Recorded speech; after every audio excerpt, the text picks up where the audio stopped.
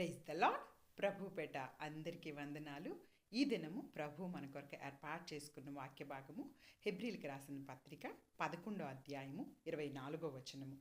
మోషే పెద్దవాడైనప్పుడు విశ్వాసమును బట్టి ఐగుప్తు ధనము కంటే క్రీస్తు విషయమైన నింద గొప్ప భాగ్యమని ఎంచుకొని అల్పకాలము పాపభోగము అనుభవించుట కంటే దేవుని ప్రజలతో శ్రమ అనుభవించుట మేలని యోచించి ఫరో కుమార్తె యొక్క కుమారుడని అనిపించుకొనుటకు ఒప్పుకొనలేదు.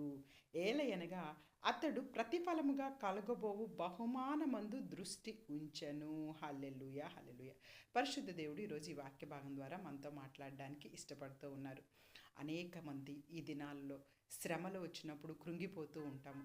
కానీ భక్తుల జీవితాలను మనకు పరిశుద్ధాత్మ దేవుడు బైబిల్ గ్రంథంలో రాయించి శ్రమలు వచ్చినప్పుడు వారంతా కూడాను ఎలా అయితే దేవుని వైపు చూసి విశ్వాసంతో ముందుకు సాగారో అదేవిధంగా మనందరం కూడాను విశ్వాసంతో ముందుకు సాగాలనే ఈ దినము దేవుని యొక్క వాక్యము మనతో మాట్లాడుతూ ఉన్నారు.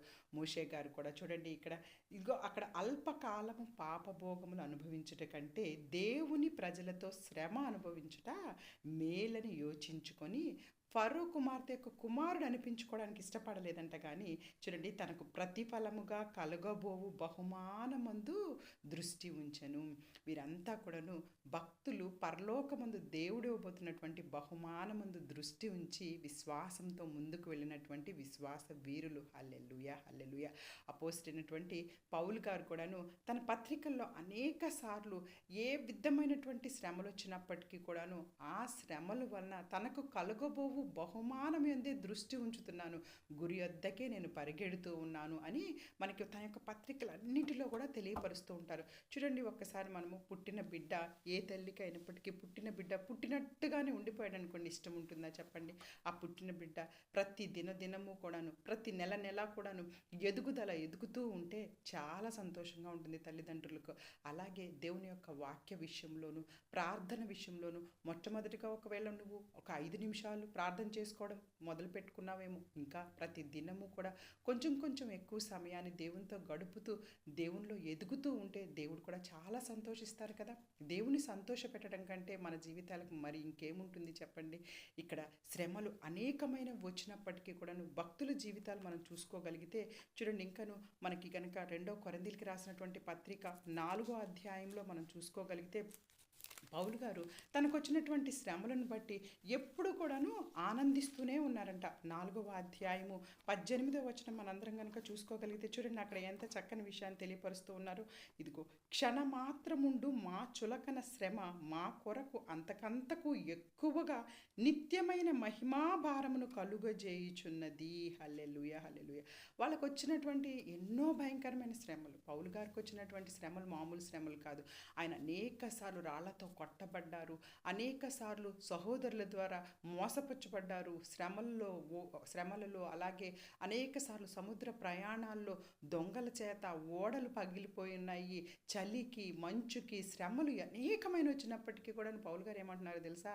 అది మాకు క్షణమాత్రముండు చులకనైనటువంటి శ్రమగా దానిని తీసివేసేస్తున్నారు.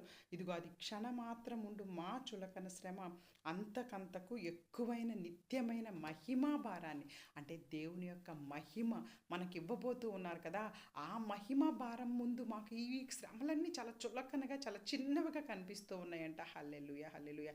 మనకు కూడా ఈరోజు ఒక శ్రమ ఉండొచ్చు, రేపు ఆ శ్రమను దేవుడు తీసివేస్తాడని నమ్మకంతో విశ్వాసంతో మనం ముందుకు వెళ్ళాలన్న విషయాన్ని భక్తుల జీవితాల ద్వారా దేవుడు ఈ దినం మనతో మాట్లాడడానికి ఇష్టపడుతూ ఉన్నారు. ఇంకా అక్కడే చూసుకోగలిగితే అక్కడ కొరింథీయులకు రాసినటువంటి 2వ పత్రిక 7వ అధ్యాయము 4వ వచనంలో కూడా మనం చూసుకోగలిగితే చూడండి, మీ ఎడల నేను బహుధైర్యంగా మాట్లాడుచున్నాను, మిమ్మల్ని గురించి నాకు చాలా అతిశయం కలదు, ఆదరణతో నిండుకొని ఉన్నాను, మా శ్రమ అంతటికీ మించిన అత్యధికమైన ఆనందంతో ఉప్పొంగుచున్నాను అంటూ ఉన్నారు.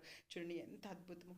అంటే ఒక ఆత్మను రక్షించినప్పుడు పౌలు గారికి వస్తున్న ఆనందం ఎలా ఉంది అంటే బహుధైర్యంగా మాట్లాడుచున్నారంట.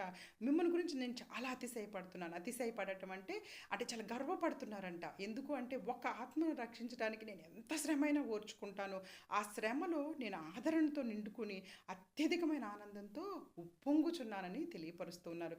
ఎంత అద్భుతంగా భక్తులు చూసారా భక్తుల జీవితాల్లో. అలాగే మనందరికీ తెలుసు, అపోస్తల కార్యాల్లో కూడాను మనం చూసుకోగలిగితే అక్కడ కూడాను భక్తులందరూ కూడాను అనేక సార్లు సార్లు దెబ్బలు తింటూ ఉన్నారనమాట. యేసుక్రీస్తు వారు మనందరికీ తెలుసు చనిపోయి తిరిగి లేచి పునరుద్ధారణ అయిన తర్వాత శిష్యులందరూ కూడాను సువార్తను ప్రకటిస్తున్నప్పుడు వారిని అనేక రకాలైనటువంటి అవమానాలు, అనేక రకాలైనటువంటి దెబ్బలు, చెరసాలలో పెడుతూ ఉన్నప్పుడు కూడా వాళ్ళు ఏమంటున్నారో చూడండి.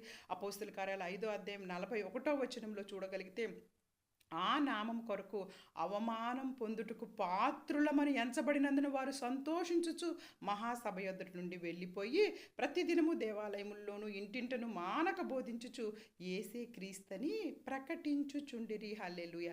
చూసారా, వాళ్ళకి చాలా అవమానం జరుగుతుంది అక్కడ.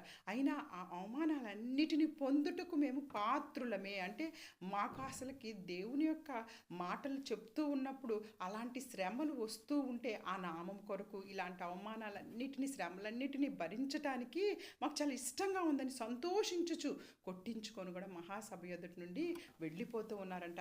ఈ విషయాలన్నీ కూడా మనకి యేసుక్రీస్తు ప్రభువారు కొండ మీద ప్రసంగంలో ఇది ముందుగానే అందరికీ తెలియపరిచారు. మత్తయి సువార్తలో మనం 5వ అధ్యాయము 11వ వచనంలో చూసుకోగలిగితే, నా నిమిత్తము జనులు మిమ్మును హింసించి నిందించి మీ మీద అబద్ధంగా చెడ్డ మాటలు ఎలా పలుకున్నప్పుడు మీరు ధన్యులు, సంతోషించండి, ఆనందించండి, పరలోకమందు మీ ఫలము అధికమగును. ఇలాగున వారు మీకు పూర్వముందున్న ప్రవక్తలను కూడా హింసించారు. హల్లెలూయా, హల్లెలూయా.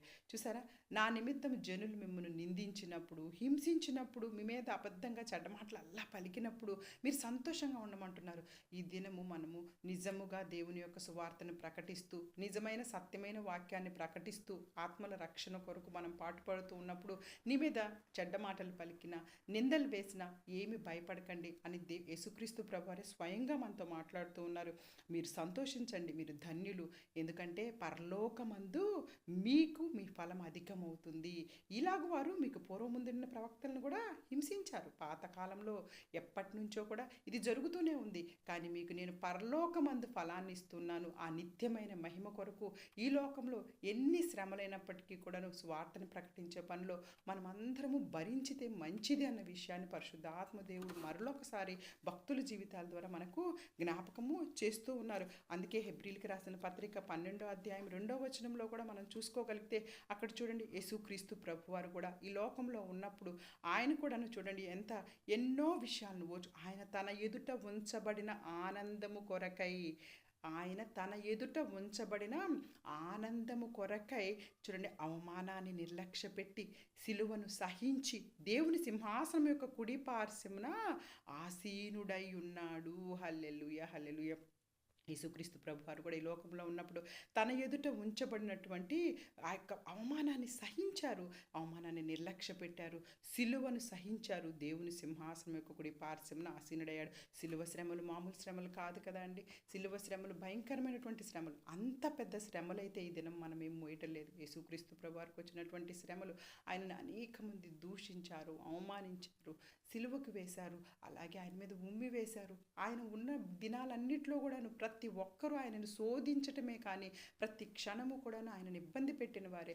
అయినప్పటికీ అన్నిటినీ సహించి ఈరోజు ఆ అవమానాన్ని నిర్లక్ష్య పెట్టి దేవుని కుడి పార్శ్వమున మహిమ లోకంలో ఉన్నారు. మనందరినీ కూడా అదే విధమైన మహిమలోకి తీసుకువెళ్ళాలనే ఈ లోకంలో మనకు పరిశుద్ధాత్మ దేవుడు ప్రతి క్షణము మనకు వచ్చిన శ్రమలలో తోడుగా ఉంటూ మనల్ని కూడా ఆ లోకంలోకి నడిపిస్తూ ఉన్నారు. కాబట్టి శ్రమలలో కూడా మనం అందరము ఆనందించి ప్రభువైన క్రీస్తు వారి వైపు చూడాలని కోరుకుంటూ ఈ చిన్ని వాక్య భాగాన్ని దేవుడు ఆశీర్వదించి దీవించునుగాక. ఆమేన్. God bless you all. God bless you all.